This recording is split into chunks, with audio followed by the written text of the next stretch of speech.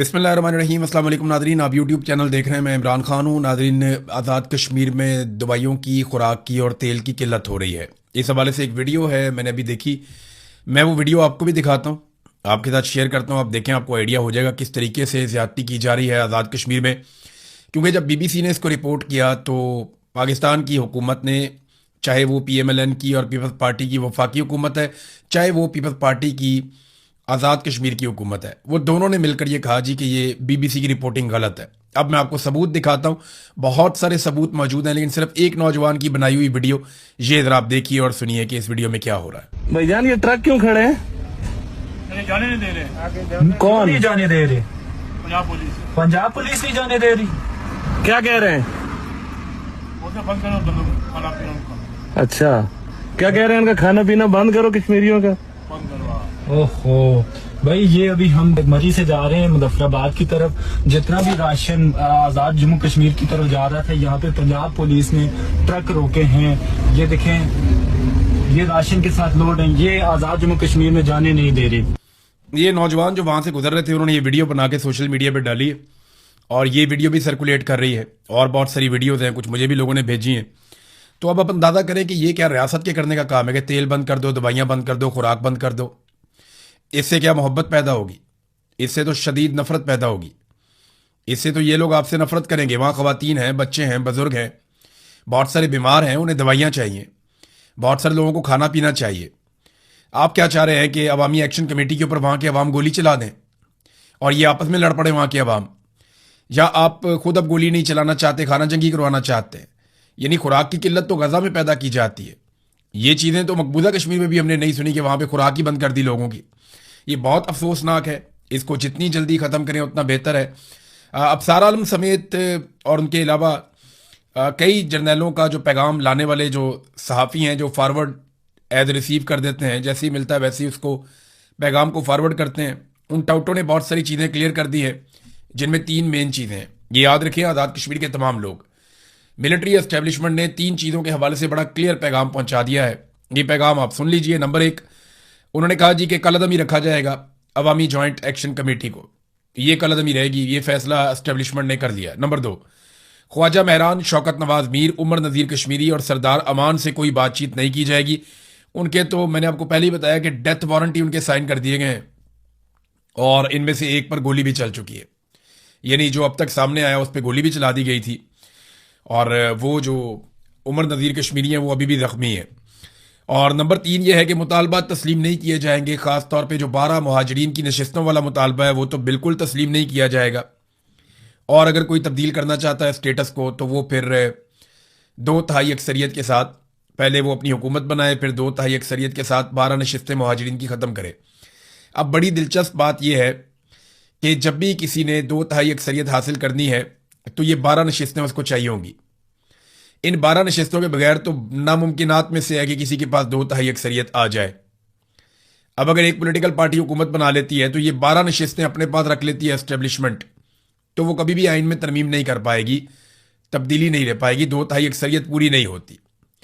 और ये 12 लोग अपनी सीटें हमेशा के लिए ख़त्म तो नहीं करेंगे, ये नहीं चाहेंगे कभी भी ऐसा हो। लिहाजा बड़ा बंदोबस्त किया है एस्टेब्लिशमेंट ने।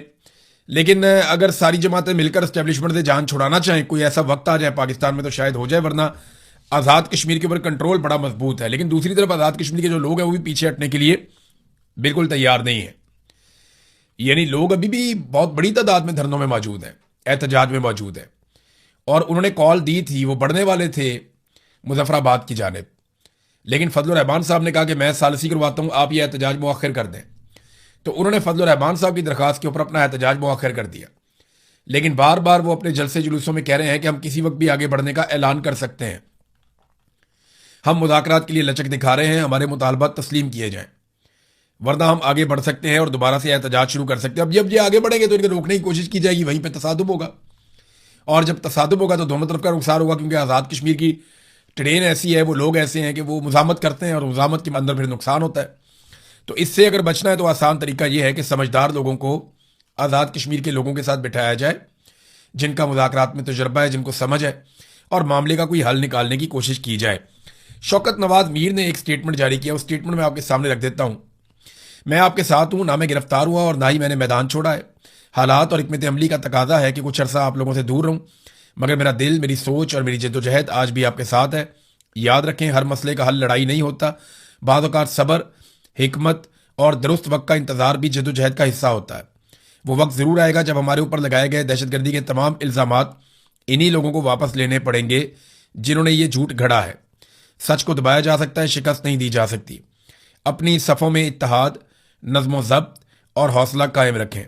हमारी जद्दोजहद हक, इंसाफ और अवामी हकूक़ के लिए है और हक की आवाज़ कभी खामोश नहीं होती। ये पैगाम दिया है शौकत नवाज मीर साहब ने। पाकिस्तान पीपल्स पार्टी ने एक बड़ा ज़बरदस्त काम किया है। बिलावल करता यह है कि वो कौमी असम्बली में जाता है और जाके या कहीं पे अगर स्टेटमेंट देता है तो वहां पे बिलावल या पाकिस्तान पीपल्स पार्टी के लोग वो आज़ाद कश्मीर में जो कुछ भी होता है या हो रहा है इसका मलबा वफाकी हुकूमत पे डाल देते हैं कि शहबाज शरीफ के वज़रा ये कर रहे हैं, ख्वाजा आसिफ ने ये वाला स्टेटमेंट क्यों दिया, ख्वाजा आसिफ ने क्यों कहा कि रावला कोट के लोग कश्मीरी नहीं हैं। भी ख्वाजा आसिफ का जुर्म तो इतना सा है, वहाँ तो गोलियां भी चल रही हैं, बंदे भी मारे जा रहे हैं, वहाँ तो इंसानों के सरों की कीमतें भी रख दी गई। वहाँ की जो आवाम की एक मकबूल जमात है जॉइंट अवामी एक्शन कमेटी, उसके ऊपर पाबंदी भी लगा दी गई, उसे कलअदम करार दे दिया गया। ये सारा कुछ कौन कर रहा है? ये पाकिस्तान पीपल्स पार्टी की आज़ाद कश्मीर की हुकूमत कर रही है। फैसल राठौर उस हुकूमत का वज़ीर आज़म है। तो बिलावल बड़ी चालाकी के साथ ना ये साबित करने की कोशिश करता है कि वो तो अपोजिशन है और ये जो कुछ भी आज़ाद कश्मीर में हो रहा है इसके लिए जिम्मेदार बिलावल ठहरा देता है बड़े आराम से शहबाज शरीफ और उसकी हुकूमत को। लेकिन असल में इसके लिए जो बड़ा जिम्मेदार है वो बिलावल खुद है, क्योंकि बिलावल पीपल्स पार्टी है और पीपल्स पार्टी की आज़ाद कश्मीर में इस वक्त जाली हुकूमत है और वो वहाँ जाल सादी के साथ वो तमाम इकदाम कर रहे हैं, चाहे वो उनके रहनुमाओं के सरों के ऊपर इनामात रखना हो, चाहे उस जमात को कलअदम करार देना हो, चाहे फोर्सेस को दावत देकर आज़ाद कश्मीर में बुलाना हो, चाहे बार बार क्रैकडाउन करना हो, गोली चलानी हो। इन तमाम फैसलों के पीछे जो एक फोर्स खड़ी है वो पाकिस्तान पीपल्स पार्टी है। लिहाजा भी इस फैक्टर को नज़रअंदाज नहीं कर सकते।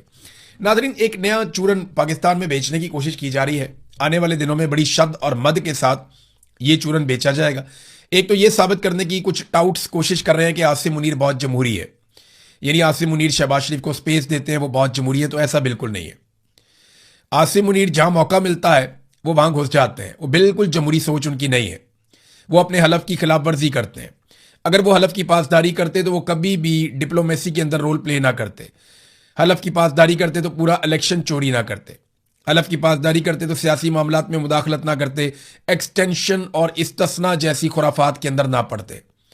हलफ की अगर वो खिलाफ वर्जी ना करते तो इतनी सारी जबरी गुमशुदगियां ना करते, सहाफ़ियों को, शायरों को और वकला को और पता नहीं किस किस को, इवन पार्लियामेंटेरियंस तक को उन्होंने अगवा करवाया। ये सारा कुछ वो कभी ना करते अगर वो हलफ की पासदारी करते और उनके अंदर एक जमहूरी सोच मौजूद होती। तो एक तो नया चूरन ये है कि जनाब वो बहुत जमहूरी है। दूसरा एक नया चूरन जो है वो बेचा जा रहा है कि इसराइल कहीं आसिम मुनीर साहब को कत्ल करना चाहता है। यानी ये अब खबरें चलना शुरू हो गई हैं, हल्की हल्की इसके ऊपर लोगों ने बातचीत शुरू कर दी है। बाहर से भी एक दो सोर्सेज हैं जिनसे खबर दिलवा दी गई है कि जनाब इसराइल आसिम मुनीर को कत्ल करना चाहता है और उसके लिए कोई बड़ा बारीक वारदात हो रही है। नहीं, ऐसा नहीं है। इसराइल को आज तक पाकिस्तान में अगर कोई हुक्मरान सबसे ज्यादा सूट किया है तो वो आसिम मुनीर है। मैं आपको वजह बताता हूं कैसे। आसिम मुनीर साहब पाकिस्तान के वो वाहिद हुक्मरान हैं जिनके दौर में इसराइल के खिलाफ एहतजाज करने वालों पे गोली चली है। आसिम मुनीर साहब पाकिस्तान की तारीख में वो वाहिद हुक्मरान हैं जिनके दौर में इसराइल के ऊपर या उसके मंसूबों के खिलाफ आप एहतजाज करने निकलें तो आपको गिरफ्तार किया जाता है, आप पे गोली चलाई जाती है, आपके ऊपर सख्ती की जाती है, आप पर छापे मारे जाते हैं, आप पर क्रैकडाउन किया जाता है। पहली मरतबा ऐसा हुआ कि आप फ़लस्तीन का झंडा पाकिस्तान में नहीं उठा सकते, आप जब उठाएंगे तो उसके ऊपर रद्द अमल आएगा। ये सिर्फ आसिम मुनीर साहब के दौर में हुआ। आप फ़लस्तीनियों के हक में अगर निकलना चाहें तो आपको कुचल दिया जाएगा। ये सिर्फ आसिम मुनीर साहब के दौर में हुआ।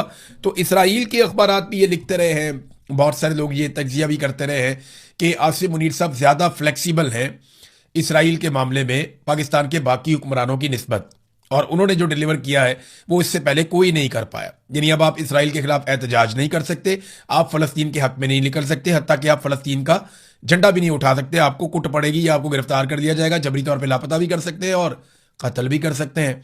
पाकिस्तान में ये सब कुछ हुआ। तो ये जो नया चूरन बेचा गया कि जनाब आसिम मुनीर साहब को इसराइल कत्ल करना चाहता है, मेरे ख्याल में ये गलत है।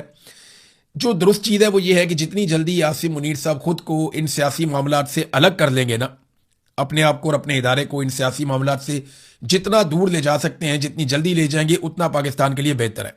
वरना ये काम होना तो ज़रूर है, आज नहीं तो कल हो जाएगा, लेकिन इसमें नुकसान काफ़ी ज़्यादा हो जाएगा। नाज़रीन, नेतन्याहू के लिए बड़ी मुसीबत बन गई है और नेतन्याहू पर अदालत में केसेस है। नंबर एक, देखें वो बहुत सारी चीज़ें इकट्ठी होकर आ गई। नंबर एक, उस पर अदालत के अंदर केसेस चल रहे हैं और वो बिल्कुल आखिरी मराहिल में दाखिल हो चुके हैं। नंबर दो, ईरान से बदतरीन शिकस्त हो चुकी है, क्योंकि इस रीजन में एक ही मुल्क था जिसने टक्कर देनी थी इसराइल को, और उन्हीं के लिए तैयारी थी इसराइल की सारी। और वो ये हमेशा से बताते थे कि ईरान से हम बहुत ताकतवर हैं, लेकिन ईरान ने जिस तरह मुकाबला किया वो शिकस्त अब नेतन्याहू के खाते पड़ गई। नंबर तीन, ट्रंप का रवैया काफ़ी बदलता जा रहा है। ट्रंप जो है वो ईरान के साथ जो डील है उसको ज़्यादा इंपॉर्टेंस दे रहे हैं नेतन्याहू से ताल्लुकात से भी, यानी जो नेतन्याहू से ताल्लुकात हैं उससे ज़्यादा ट्रंप इंपॉर्टेंस दे रहे हैं ईरान के साथ जो मुआहदा हो रहा है उसको। तो ये भी एक नेतन्याहू के लिए बहुत परेशानी वाली बात है और सियासी नाकामी है बहुत बड़े पैमाने पर कि अब अगर इलेक्शन होते हैं तो नेतन्याहू की पोजीशन बड़ी कमज़ोर हो सकती है। नाज़रीन, डोनाल्ड ट्रंप के लिए भी जो मिनाब स्कूल वाला इंसिडेंट है वो एक मुसीबत बन गया, क्योंकि वहाँ पे 168 तालिबात जाँ बहक हुई थी मिनाब स्कूल वाले वाक़े में। अब डोनाल्ड ट्रंप से ये सवालात पूछे जाते हैं तो उनके पास जवाब कोई नहीं होता। तो इस मरतबा डोनाल्ड ट्रंप ने जो जवाब दिया वो बड़ा घुमा घुमा के जवाब दिया। उसने हर तरह से बचने की कोशिश की, जनाब मैं नहीं जानता कौन जिम्मेदार है, इसका तो तयन होना बाकी है, मैंने भी रिपोर्ट देखी नहीं है। हवा में बहुत सारे मिसाइल थे, सब लोग मिसाइल चला रहे थे, पता नहीं किसका मिसाइल जाकर लग गया। मुझे नहीं लगता कि वो अमेरिका का मिसाइल था जो जाकर स्कूल के अंदर लगा। देखिए, ये रिस्पॉन्सिबिलिटी किसी को तो लेनी पड़ेगी। ईरान ने इसकी मुकम्मल तहकीकात करवाई है और आलमी इदारों को उसने ऑफर भी किया कि जो आकर देखना चाहता है, जो चाहिए हम देते हैं। अब मिनाब स्कूल के अंदर 168 बच्चियां शहीद हुई हैं। ये इतना बड़ा इंसिडेंट है कि इसने पूरी दुनिया को हिलाकर रख दिया है। आज अगर डोनाल्ड ट्रंप इक्तदार में है तो शायद उसके खिलाफ कुछ ना हो सके, लेकिन कल जब डोनाल्ड ट्रंप इक्तदार में नहीं होगा तो उसे इस चीज़ का सामना तो करना पड़ेगा, क्योंकि उसके फैसले के बाद ये अटैक किया गया और आर्मी चीफ तो हटा दिया गया है।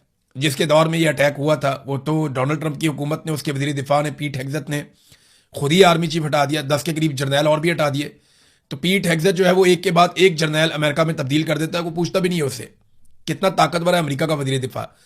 और एक हमारा वज़ीर दिफा है जिसकी ये हैसियत है कि उसको कोई भी फ़ोन करके डांट देता है और उससे ट्वीट डिलीट करवा देता है।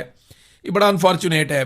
वज़ीर दिफा की इतना थोड़ा बहुत हौसला हिम्मत तो होनी चाहिए, लेकिन पाकिस्तान में ऐसा सच है नहीं। नाज़रीन, मिनाब स्कूल का वाक़या जो है वो अब डोनाल्ड ट्रंप के सामने आस्ता आस्ता आना शुरू हो गया। चंद चीज़ें जिनका डोनाल्ड ट्रंप को आने वाले इंतखाबात में सामना करना पड़ेगा, क्योंकि मिड टर्म इलेक्शन नवंबर में अमेरिका में आएंगे। अगर डोनाल्ड ट्रंप ये इलेक्शन हार जाता है तो उसके पास अक्सरियत नहीं रहेगी, फिर डोनाल्ड ट्रंप को इम्पीच किया जाएगा। ये डोनाल्ड ट्रंप खुद कह चुके हैं कि अगर मैं मिड टर्म इलेक्शन हार गया तो 100% मुझे इम्पीच किया जाएगा।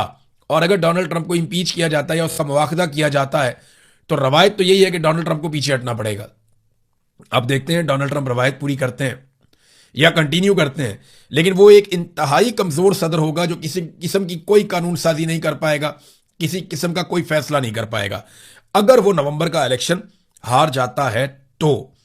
ये डोनाल्ड ट्रंप की इस वक्त सिचुएशन है। डोनाल्ड ट्रंप को जो सामना करना पड़ेगा, नंबर एक तो वो एप्स्टीन फाइल, ये सारा मामला अभी फाइलें तैयार है, एक एक चीज़ निकाली गई है, एक एक चीज़ की वीडियोस और डॉक्यूमेंट्रीज बन रही हैं और ये तमाम चीज़ें तैयार हो जाएंगी अगस्त और सितंबर तक।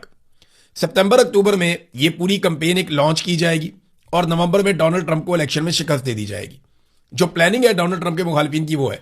तो एक तो एप्स्टीन फाइल का मामला है, दूसरा डोनाल्ड ट्रंप ने जो ईरान के साथ लड़ाई लड़ी, बेवकूफ़ाना किस्म की एक शिकस्त अमेरिका को दिलवाई, अमेरिका के तमाम फौजी अड्डों को बहुत बड़ा नुकसान पहुंचा। अब वो कह रहे हैं कि 87 अरब डॉलर, 87 बिलियन US डॉलर्स वो दिए जाएं, वो कांग्रेस हवाले करे पार्लियामेंट पेंटागन के, ताकि वो अपना नुकसान पूरा करें।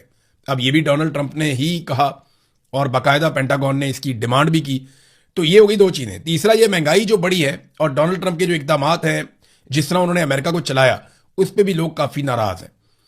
चौथा, जो मुसलमानों का एक बहुत बड़ा वोट डोनाल्ड ट्रंप को मिला था, पाकिस्तानियों ने बहुत बड़ी कंपेन की थी कि इमरान खान को हर हाल में आज़ाद होना चाहिए। तो डोनाल्ड ट्रंप ने सबसे वादा किया था कि जनाब हम इमरान खान को इंसाफ दिलाएंगे और जुल्म और ज्यादती जो पाकिस्तान में हो रही है उसके खिलाफ बात करेंगे। लेकिन फिर फील्ड मार्शल डोनाल्ड ट्रंप के फेवरेट बन गए, क्योंकि हुकूमत जो होती है आपके पास, तो आपके पास ऑफर करने के लिए बहुत कुछ होता है, बेशुमार चीज़ें होती हैं। पहले रोजाना खबर आती थी, आज फलाना मिला डोनाल्ड ट्रंप को, आज फलाना मिला डोनाल्ड ट्रंप को, हमें फोन करके ओवरसीज बताते थे कि आज ट्रंप ने ये कह दिया, आज ट्रंप ने ये कह दिया। लेकिन फिर आप देखें जब ट्रंप को ऑफर्स मिली पाकिस्तान की जानिब से तो ट्रंप ने पैंतरा बदल दिया, वो फैक्टर भी नहीं। तो डोनाल्ड ट्रंप के लिए बहुत मुश्किल है नवंबर का इलेक्शन जीतना, या तो कोई बहुत बड़ा मुआवजा हो जाए तो वो इलेक्शन जीत जाए। नादरीन, वेनेजुएला में जो जलजला आया जिसके बारे में मैंने आपको अपने पिछले वीलॉग में बताया था, अभी तक जो लाशें मिली हैं वो 190 के करीब है। जो इब्तदाई तखमीने आए थे और फौरी तौर पर जो लोग माहिरीन हैं उन्होंने कहा था कि 10,000 से जायद और 1 लाख तक भी उन्होंने खदशे का इजहार किया था कि लोग जाँ बहक हो सकते हैं। लेकिन अभी वो उस तरह नहीं नुकसान हुआ, लेकिन नुकसान बड़े पैमाने पर हुआ है। अब तक 190 लाशें जो हैं वो निकाली जा चुकी हैं और लगातार रेस्क्यू का काम जारी है। तो अभी अगले 24-48 घंटों में हमें बिल्कुल समझ आ जाएगी कि वेनेजुएला में कितनी शिद्दत का जलजला था, कितना नुकसान हुआ और कब तक वो रिकवर करेंगे। अब तक के लिए इतना ही, अपना ख्याल रखिएगा, अपने इस चैनल का भी। अल्लाह हाफिज़।